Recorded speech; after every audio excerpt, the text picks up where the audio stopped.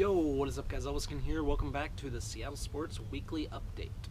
Starting off with the Seattle Mariners. The Seattle Mariners had a very rough week, getting swept by the Yankees in 3 games, then going into Fenway Park and losing 2 of 3 to go to 16 games over 500. Still a very good mark. They sit just 4 games behind the Astros for the AL West Division lead and 6 games ahead of the Los Angeles Angels of Anaheim for the second wild card spot. So still a very good situation for the Seattle Mariners, and they are sitting exactly what they need. Nelson Cruz had a monster week, including a 7 RBI game against the Boston Red Sox, becoming just the 5th player in the last 60 years to have 5 or more games in his career with 7 or more RBIs. So congratulations to Nelson Cruz, that is great.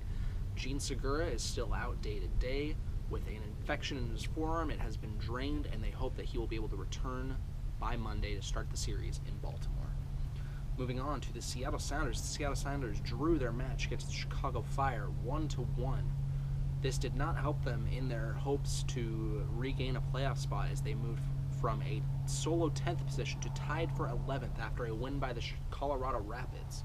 So a very bleak situation by the Seattle Sounders, who cannot seem to score more than 1 goal per game.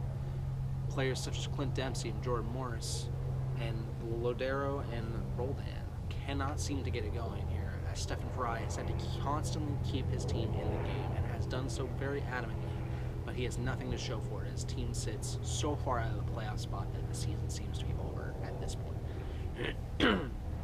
The Washington Huskies entered College World Series play on a very high note, but were ultimately ousted, losing both of their double elimination games, the first one to Mississippi State and the second one to Oregon State. In both matchups, the Huskies did end up blowing a lead, a very slight one to Mississippi State, but a large one to Oregon State. The Huskies entered a rain delay with a 5-0 lead, and then ended up getting slaughtered by Oregon State by double digits. That is all we have for the Seattle Sports Weekly Update. Remember, go Huskies, go Sounders, go Seahawks, and go Mariners.